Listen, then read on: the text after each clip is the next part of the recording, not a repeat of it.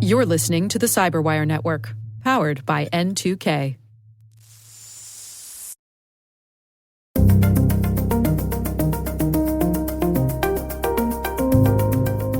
Never before has the consumer voice been so far on the side of the security objective. Hello, everyone, and welcome to the Cyberwire's Hacking Humans podcast, where each week we look behind the social engineering scams, the phishing schemes, and criminal exploits that are making headlines and taking a heavy toll on organizations around the world. I'm Dave Bittner from the Cyberwire, and joining me is Joe Kerrigan from the Johns Hopkins University Information Security Institute. Hello, Joe. Hi, Dave. Got some good stories to share this week. And later in the show, Tom Tovar, who is CEO and co-creator of AppDome, we're going to be talking about the results of their recent consumer survey. All right, Joe, let's jump into some stories here. And mine, I'm going to use a tweet as a point of departure for a conversation I'm interested in having with you. So There's someone on Twitter who goes by the handle Snipe the Sniper, and it's at Snipe the Snipers. And they wrote, "I just laughed so hard. This came from my kid's middle school." And it says, "Dear HCS parents and guardians, today, a classroom assignment at an HCS school focused on email phishing tactics resulted in students sending fabricated emails to multiple persons within the school district, including HCS staff, students, and/or parents.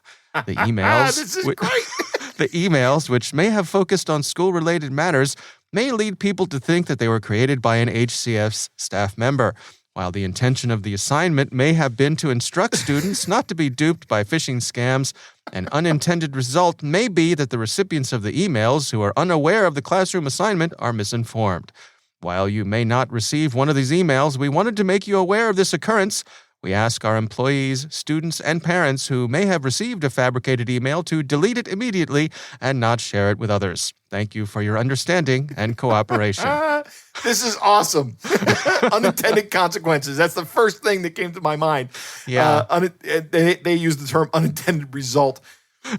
So let me see if I got this right. We're going to start by talking about phishing. And right. And so that's far, great. so good, right? So far, so good. Yeah. Absolutely. Absolutely. And as well you should, right? And I completely empathize with this school district. These poor people who didn't plan on this because, they got a bunch of Joe Kerrigans sitting in the class, 13-year-old Joe Kerrigans. Smart little know-it-alls who are looking to subvert the system. Right, who think, hey, yeah, that would work. And these kids then go out and send off a bunch of phishing emails looking, it never occurred to me that I could impersonate somebody else. What a great idea. So where I want to go with this is I want to talk about the overall, two things. I want to talk about the overall ethics of phishing simulations, right? Right. But then also, at what point do we introduce this to kids? So let's start with the overall ethics. I mean, I think this is something that has come up from time to time. We've seen situations where folks have sent out simulated phishing emails that perhaps went too far. Yes, we have seen that numerous times. Yeah, sending out a message about an end-of-year bonus for all of your employees. That right. Especially right after layoffs, they've done that. Right, right, exactly. And then everybody thinks, oh, great, I got a bonus. And turn out, nope, not only is there no bonus, but it was a phishing email as well. And of course, this is not a great way to win the trust and support of your employees. Now, keep in mind, Dave, that an actual malicious actor would have no problem with using the lure of a bonus. Well, and that's part of where I want to go with this is because I've also seen people push back on that, and they've said exactly what you just said, which is the bad guys aren't going to hold back, so why should we? Why should we not make this a realistic situation? And what do you think about that, Joe? I think that you have to strike a balance with this. You create realistic situations. Let the bad guys do the truly evil stuff, right? Don't do the truly evil stuff yourself. Tell people about the truly evil stuff in your training. But when you're doing the actual phishing simulation, don't do something that would be like a bonus. Do something else. Something similar, but not something that gets people's hopes up to the point where they're really excited about it. Right. And also understand your audience, right? You know, the one story that comes to mind is the company that did that after they had laid people off. They then sent the phishing test with the lure of a bonus. Mm-hmm. That is ill-timed. As far as these students, one of the things that I've done in the past, I haven't done it in a couple of years thanks to the pandemic, but I've worked with high school students in introducing them to the concept of penetration testing and what malicious actors do and things like that. Mm-hmm. And the very first thing that we always discuss in that class is ethics. It's the absolute first thing we talk about. And we talk about the consequences for people's actions. So that's how I would address the school system. I would say, look, before you even start talking about what bad guys do, you need to have the conversation that says, hey, this is what bad guys do. And in fact, doing this makes you a bad guy. Right. And that's important to understand. You're not being harmless. You're actually doing something wrong and possibly criminal. Yeah, it strikes me too that this is a middle school, and I wonder, is there an age appropriateness issue here? We don't let middle schoolers drive cars. We don't let middle schoolers drink alcohol. We don't not let in this them, country anyway. Right, and so is that part of this as well? Do you teach a bunch of middle schoolers how to pick locks? I don't know. Do I teach a bunch of maybe? I don't know. That's a good question. But you see where I'm going with this? Yeah. Are they mature enough to handle the responsibility that this knowledge creates? Right. If I'm going to teach them, for example, in your example, how to pick locks, the very first thing I'm going to say is the only locks that you're ever going to be allowed to pick are your locks. You go picking someone else's locks, guess what? You're committing a crime and you're subject to arrest and prosecution. And let me tell you, that really sucks. That whole process sucks. And telling people, young people that they're going to be, I don't know, I don't want to use the word scare, but rather inform them of how much their life is going to change should law enforcement get involved in their lives. That is, I think that's a pretty good deterrent. Yeah. But when you're talking, your question is a very good one. At what point in time do we do this? Well, I think that if these students have an email account, they need to be trained on what malicious actors are going to do because they're going to be targeted as well. So if you're going to say, well, we shouldn't train students on phishing tactics because we're afraid they're going to turn around and use the phishing tactics, then your only answer then is to say we're not going to give students email addresses. We're going to give them some other means of communication with their faculty. Yeah. The other thing that strikes me is that we use the word inoculation a lot on this show. Yep. And I think that's a good example of if you use a less powerful message, one that doesn't trigger someone's emotions the way that a bonus or a layoff or something like that would. Right. You're training their mind to think about these things in the same way that a vaccine trains your immune system without actually giving you the disease. Right, exactly. You're using a less serious thing to increase your brain's awareness to be on the lookout for these sorts of things. So it really, I think inoculation is a really good metaphor here. Yeah, I think it's a great analogy. Yeah. Exactly. I think you're 100% correct there. Yeah. All right. Well, we'll have a link to the tweet here. It's certainly worth a chuckle here, but I thought it could bring us to an interesting conversation, and it did. Joe, what do you have for us? Dave, I have two stories this week, and they're very different stories, which is kind of interesting. I thought they were both kind of short, but they were both very interesting. One of the things I say frequently in this field is if you're a professional in this field, one of the easiest things to do is to look like Nostradamus. Right? You just say, here's something bad that's going to happen. And sure enough, eventually it happens. And you go, see, I said that was going to happen. Right. And you look like a smart guy. And we've had this on before, this kind of thing, but look, this story comes from click2houston.com, which is Channel 2 in Houston, Texas. And the title of the story is QR code scammers hitting on-street parking in Texas cities, including Houston, officials say. This is what you need to know. So what somebody has done, they have a great picture of this on here. There are parking, I don't know, stanchions, systems that it's like very similar to Baltimore City. You park in a place, there's no longer meters around that you pay for. So you walk up to the to this kiosk sitting there. That's the word I'm looking for, kiosk. And this kiosk is automated, and you pay via phone or via your app, your Houston parking app, or you pay via credit card at the kiosk, or you pay via cash or coin. But somebody has stuck a QR code just on the kiosk, right? Right where it says pay by parking app or pay by app parking, right? And when you scan this QR code, it takes you to a malicious site that just takes your money. That's right. That's the scam.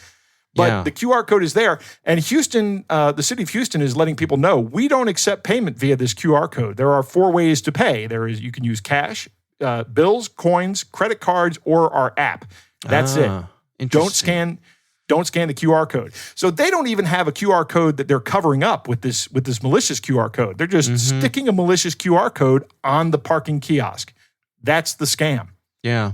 Something I wondered about, because when I go to buy gas for my car, you and I have spoken before about how I like to use the Exxon app because it is secure. It allows me to use Apple Pay, which is also secure. So it gets me away from the risk of a credit card skimmer at the pump. Right. But they're on the pumps, they have QR codes to say, sign up for this. And every time I see that, I think to myself how easy it would be for somebody to just print some stickers, stick them on top of the existing ones, and profit. Yep, absolutely. That's what it is. Yeah. So I wanted to bring that to everyone's attention. It seems like an important scam going on in Houston. It's going to spread. I guarantee you we're going to see this in Baltimore very soon. Any place that has parking kiosks, you're going to see this. And once again, I also picked this story because, Dave, I was right. Most importantly, Joe was right. Right. Right. Okay. Now, my other story is a little bit more involved, and it kind of has an interesting twist to it. So the FBI arrested this guy, Filippo Bernardini, who is an Italian citizen who lives in the UK. They picked him up as he landed in JFK Airport in New York City. And he is a rights coordinator with Simon & Schuster UK. Now, Simon & Schuster UK is a book publisher in, they're all over the world, but they also have a UK office, and he works there as a rights coordinator, which is very, very interesting because what this guy is accused of doing is setting up 160 fake websites imitating publishing agents to have authors send early copies of manuscripts for their books to him. And that's what he's done. And he's done things like the domain typo squatting, where, or similar looking domains. In other words, he's placed, like, if you were going to imitate Simon & Schuster, instead of being SIMON, it would be SIRNON. Right? I don't know that he did this to Simon & Schuster, but that's the specific example that is listed in these articles. So according to the New York Times, these thefts occurred by impersonating those in the publishing field. He bought the fake email accounts, or he had fake email accounts, rather, and he targeted authors, editors, and literary agents to gain access to these manuscripts, these unpublished books.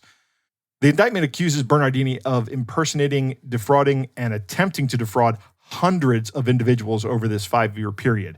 The feds picked him up as he touched down in New York City, so he's off the streets. I don't know what his bail situation is, but what was he going to do with these manuscripts? I understand that there's probably a good market on a good dark market for maybe fiction books that are out there, and that's some of the people he was targeting. Yeah. What do you think, coverage? Dave? Well, in the coverage I've seen of this, I saw author Kim Zetter was writing about this. I think she had a story about this earlier, and had said that they weren't really sure what his motive is. Like, he wasn't out there selling them as far as they can tell. Really? Yeah. So it's unclear. The coverage I've seen says it's unclear what he was really after. May have just been for the thrill of it, but don't know. Or hard to say. But fraud is fraud, right? So they got him. Yeah, interesting. Why? I don't know. I don't understand why he would be after this. Simon & Schuster did issue a statement distancing themselves from him, saying, we take this seriously. We take intellectual property seriously. Sure. There's a little thing in the back of my mind that says, I wonder if he was doing this for the people he worked for, but there's no evidence of that. And Simon & Schuster is coming out saying, no, we don't do that. Right. Which you would expect, right? Yeah. I mean, could it have given him some professional advantage to know what was coming in his line of work? Perhaps. Yeah. It's interesting. Maybe that's right. Maybe he was, he knew that if he knew that something was good, then he'd pursue it more vigorously. It would allow him, if he was operating alone, this would certainly allow him to focus his effort on high value targets or high value opportunities, rather. Yeah. Interesting. Yeah. All right. Well, we will have a link to both of your stories in the show notes. Joe, it is time to move on to our catch of the day.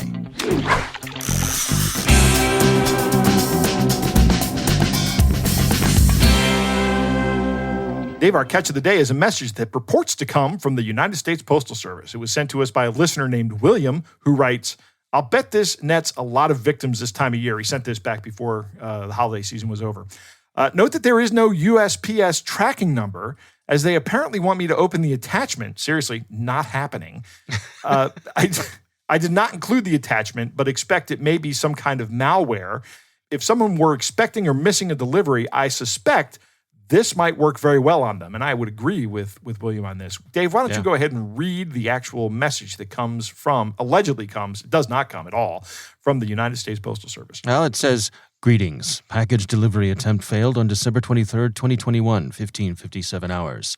The delivery attempt was unsuccessful because no one was present at the delivery address, so this notice has been automatically sent.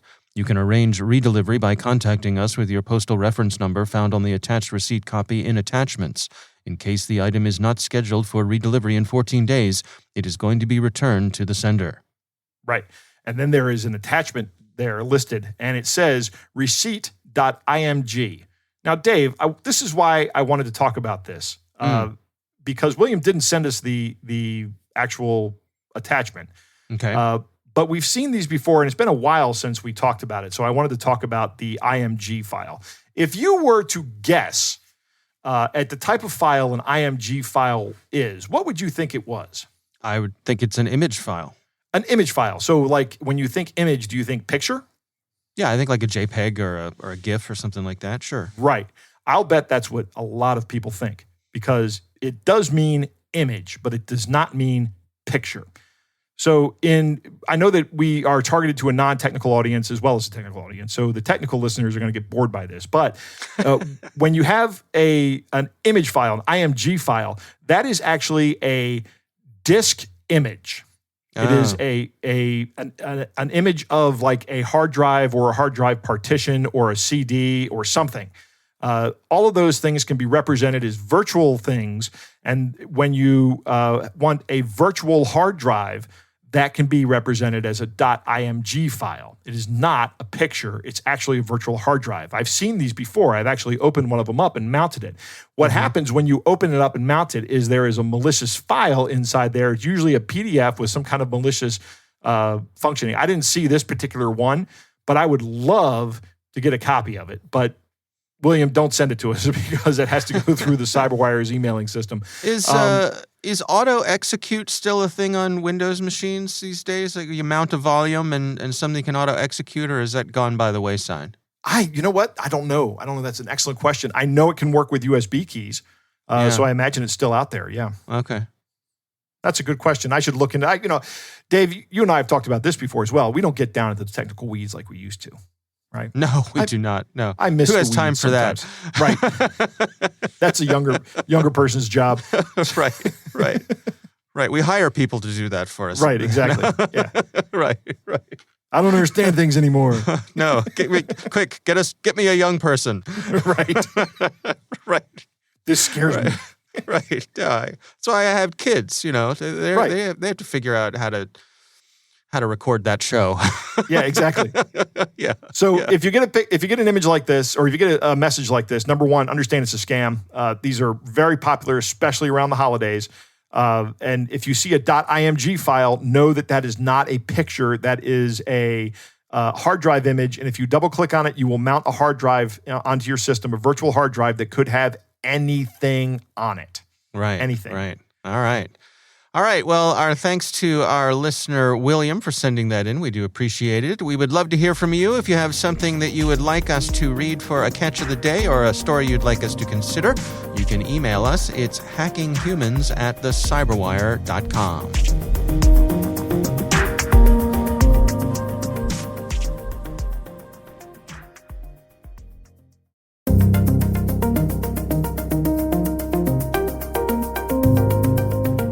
Joe, I recently had the pleasure of speaking with Tom Tovar. He is the CEO and co-creator of an organization called AppDome. And they recently did a consumer survey, which was focused on mobile application security. And they really got some interesting results. Here's my conversation with Tom Tovar. We really wanted to give insight to security professionals, CISOs, and cybersecurity committees within boards of directors, real insight into what the consumer user wants from security in their mobile app experience. So we wanted to give people open the doors and shed light on the consumer's expectations around the protections needed in every mobile app. Yeah, I have to say, looking through the report myself, it was interesting to see how many unexpected results that you gathered here. Why don't we go through those together? In the report here, you all have it laid out as a series of myths. That might be a good way for us to go through it. What stood out to you? Yeah, a number of things. So probably the number one thing I would say is never before has the consumer voice been so far on the side of the security objective. I suspect that has something to do with COVID. It also has a lot to do with how we're using mobile apps today. They're being so integrated into our lives and our daily routine. But that was the number one thing that the impressions and the expectations of consumer were very strong, very sophisticated, very clear that in all cases, all those of us who are consumers of mobile apps, users of mobile apps, we have a high expectation of the security for each mobile experience that we undertake today. So that was probably the biggest one for me. Just truly eye opening. Yeah, it's striking to me because I think there is this perception that a lot of folks have sort of surrendered to the EULA, that we click through because we want to use an app, and most of us, don't have a really deep understanding of the things we've agreed to. But the results that you all have gathered here show that that's not necessarily the case. Absolutely, I think you've hit it right on the head. We used to live in this world where people were willing to trade off greater feature sets or more functionality for security on the theory that use and functionality outweighs the security imperative. But consumers don't feel that way. Consumers, the survey, after talking to and surveying over 10,000 mobile consumers globally, it became apparent that all of us expect security to be a core feature of every mobile app experience. There's that trade off just really doesn't exist anymore. Like people just want it to be a core part of how they interact with, use, transact, share, and experience mobile apps. What is your sense for how users are evaluating that? How do they judge whether an app that they're about to engage with is secure? Yeah, well, very interesting part of the survey for me was we asked a lot of questions around hypothetical threats or actual threats. And we tried to judge and we tried to get data on the reaction of the consumer to each of those scenarios. So, for example, we compared the consumer response to the potential of being hacked or breached, or the rumor of being hacked or breached versus actually being hacked or breached in using a mobile app. And what we found is the reaction is equally strong in both cases. So it really doesn't matter whether the threat is theoretical or the threat is actual, whether the attack is possible or whether it's real. Consumers had a very strong reaction to not being protected in their mobile apps. In fact, somewhere between 73 and 74% said they would abandon an application, stop using an application in either of those scenarios. And by the same token, about 45 to 46% said they would engage in telling their friends likewise to stop using the app. So the percentages were pretty high and shed light on the fact that the consumers they bring to the mobile experience a very, very, very high standard of care. Interesting to me, some of the information you gathered when it came to different verticals of apps. For example, I think we all think that our banking apps are going to be secure out of the box, and that's an expectation and certainly something that consumers demand. But interesting to me that you all, in the information gathered here, showed that it's not just banking apps; it's across the spectrum of apps that people have this high expectation these days. Yeah, that was one of the very surprising parts of the survey for me as well. Clearly, mobile banking consistently and globally set the standard for security among consumers. Consumers universally said that mobile banking apps should have the highest level of security. But geographically, demographically, and otherwise, there were some other standouts that in some cases outpaced mobile banking. So, for example, in Latin America, e wallet, money transfer, and payment applications were actually ranked higher than mobile banking as the class of app that should have the highest level of security. In other geographies, healthcare applications ranked highest in terms of consumers' expectations of security. Universally, however, probably the biggest statistic that showed up is that if you look at applications with transactional data and you look at applications with PII data, personally identifiable information, consumers tended to believe that all applications that had these class of data ought to have the highest level of security equally. So there were some very interesting highlights and geographies and demographics, but the big, big, big trend was basically all apps that have these classes of data have the highest level of security. So not a lot of outs if you're building a mobile app. There's Yeah. not a lot of areas where you can say, yeah, well, my app doesn't really need to XYZ. The answer is it does. It does need to have security, and the consumers expect that. Do you have any sense for the degree to which users put their trust in the app stores themselves? For example, we hear about, Apple having their walled garden of their app store, but over on the Android side, it's a little more open. Does that come into play? Well, I'm an Apple user, an Apple developer, and I love all things Apple. And I always had this belief that as an Apple user, we tend to be the more conservative, perhaps the more, safe, and the Android users, they're more, out there. But the data doesn't show that. The data says that we're all the same. I mean, whether you're an Android user or an iOS user, your expectations of security and security for the mobile app is the same. I mean, the data that came back was not statistically significant between those platforms.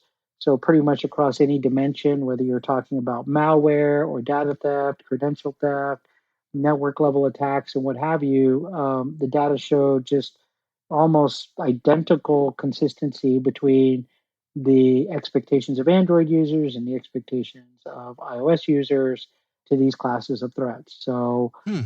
so there really wasn't that big delta between the two. The other thing I'd say is the consumers universally, put the onus on the developer. The global average that we saw is about 63% of consumers said that the duty to protect is really on the developer, on the publisher of the application. And when we ask questions about the App Store, et cetera, They didn't really, there wasn't a lot, there was minuscule responses to that.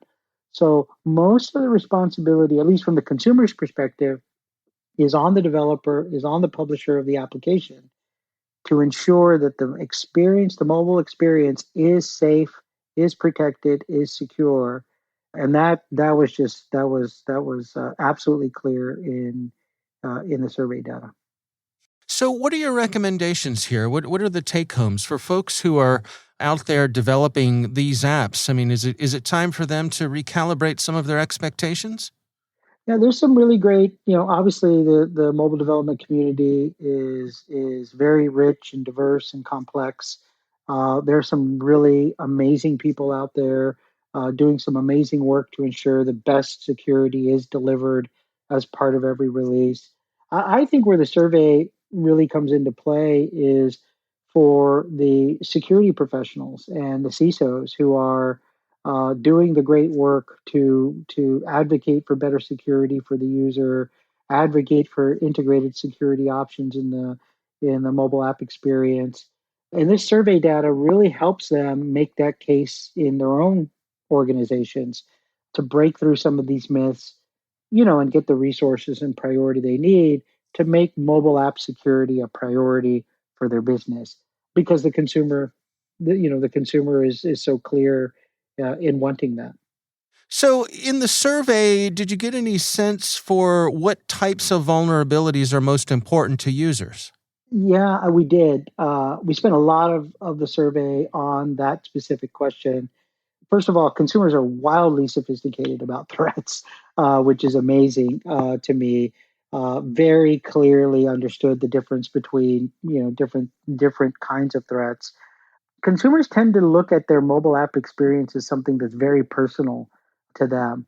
So their assessment of threats and their prioritization of threats tends to be more local than remote. Than so they tend to not ignore, but they tend to focus more on things like malware on the device, hacking of the app that they use, data loss from an on-device threat as their number one threat. They don't tend to prioritize things like cloud level breaches or network level breaches, things of that nature, because they tend to look specifically at the apps that they use. So I think if you're a security professional, you really have to reprioritize your efforts to the client, to the mobile client itself, the actual application, and make sure that you're delivering what the consumer wants, the consumer demands, which is in-app protections of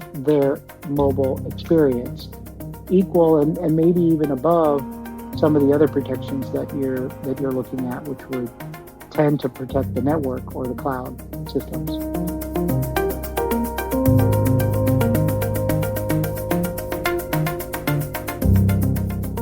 All right, Joe, what do you think? Dave, there is nothing better than unexpected survey results. Okay. Right? I'm working on a survey right now, and I have expectations for that survey, but I'm really looking forward to see what the results are. Users expect security, especially this is on, he's focusing on the mobile app space. And users expect security. That's very encouraging. But I wonder, does that mean that users just want more security, or do they assume that it's present in their applications? I would like to know the difference between those two things, or if that's something we can even measure. I don't know. I don't know how you'd structure those survey questions. I'd have to think about that for a day or two. Some good results here. Almost 3/4 of those surveyed said they would abandon an application if they thought a breach was possible, which is great. If they even heard a rumor that there was a data breach, they just shut down using the application, uninstall it, and be done with it. And about half the respondents said they would spread the word about it. That's great news. That is, I'm very encouraged by hearing that. And what's interesting is it's not just banking apps. People are thinking about this for all kinds of different applications. And I thought it was very interesting, the geographical differences. It doesn't really surprise me. The fact that in Latin America, e-wallet and money transfer apps are more important than banking apps, that kind of makes sense to me. Latin America may not be as developed as it is here in the United States. it's much easier for someone to use an e-wallet or a mobile and a money transfer app than it is for someone to go to a bank, which may be pretty far away. Your phone is right there, right? Right. So it's great. I think it's really interesting that some places, geographic places, rated dating apps as more important than even banking apps. That suggests to me a state of security awareness that is way above what I would have expected. Dating apps are a real issue, I think. And people, they're great because they can connect you with somebody that you may really hit it off with. And I'm not, dissing dating apps here, but there is an inherent risk with them. Sure. You run the risk of romance scams and worse on dating apps. So I'm glad to see that some people really take that seriously. I think that's really important. Keeping your data private until you decide that you're going to meet somebody in a public place, that's the way to go. Mm-hmm. Any apps with transaction data and PII should have the highest level of security. That's an interesting finding. I wouldn't have thought that people were that concerned about their PII. I think I'm also surprised by these survey results. Here's something else that's really interesting and encouraging. Customers put the onus of developing of the security on the app developers and publishers, not so much on the app stores, which I think shows a part of an awareness on the part of the general public that I would not have assumed was there. Think about this from the user's perspective. I go to the app store and there's the app. My interface is the app store, right? I'm going to download another interface, and people are there's a high percentage of people that are perceptive enough to understand the difference between that. I don't want to sound like the arrogant technical guy going, wow, you guys are really smart. But, I can absolutely understand how people would not be able to make that differentiation, right? That they would be looking at this as either Google or Apple's responsibility in the App Store.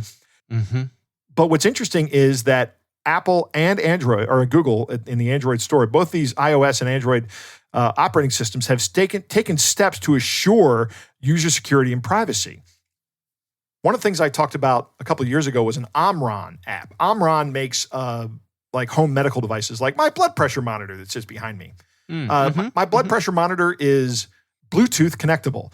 So I said, hey, that's cool. And this was a couple of years ago when I got it. And I went and I downloaded the app, and the Google, the operating system, the Android operating system said, here's a list of the permissions that the app wants to have access to. And it was essentially everything, right? And I was like, nope, uninstall. Right. Not worth it. Yeah. But as a test, I wanted to see if Omron had secured their, or changed their security posture or their privacy policy here, right? I checked the app permissions in my Android. Now, this is on the latest version of Android, whatever number it is right now. I can't remember if it's 11 or 12 or whatever. But it's, like I said, Dave, I'm not down in the weeds anymore. But the only allowed permission is nearby devices. And I'm like, wow, Omron really changed their game here. And then I clicked on the permissions button and I see, no, Omron did not change their game. Android changed their game, because there's a listen to the list of things that Android has said, no, you're not going to have access to without the user's permission. Ready? Body sensors. Okay, maybe. That's the only maybe. Okay, physical activity. That's also another maybe. But here's a list of things. Oh, files and media. Probably, right? You need that to write to things. But here's a list of things that it also asks for access to. Call logs, camera, contacts, location, microphone, phone, and SMS. It asks for everything still. Omron is still asking for everything, but Android is stepping in and going, no, you're not getting anything but the nearby devices. And that makes sense to me. That's a good security posture. That's kind of what I'm talking about here with the consumer understanding here. I had to delve down into this to take a look at and see what was going on. And the app developer, Omron, has absolutely no concerns with the user's privacy. They're willing to go after every piece of data that they really don't need. What do they need my call logs for, Dave? I'm looking for a blood pressure tracker. That's what I'm looking for. Why do they need access to my SMS messages? I'm guessing they sell it. Yeah, exactly. So iOS started this first, and then Android came along with limiting these permissions on these apps that are intrusive like this. I would really like to see Omron go ahead and change their policy, change the information that they're using. I think I really have a problem with this, with the amount of information they collect or attempt to collect on this device. Yeah. It'd be nice also to see if that could become a competitive advantage. And if you had, while you were shopping for a device, if there were some sort of a privacy nutrition label that said, this is what we collect, this is what we don't collect. So before you make that purchase, you're able to evaluate if you're someone for whom that privacy is important. That could be part of your purchasing process. Right, but there's no FDA for devices, right? The FDA is the one that regulates that and says what your labeling is going to look like, the Food and Drug Administration. Yeah, or maybe the Federal Trade Commission. Yeah. Yeah, somebody needs to be on that from a regulatory standpoint. Yeah. All right. Well, again, our thanks to Tom Tovar from AppDome for joining us. We do appreciate him taking the time.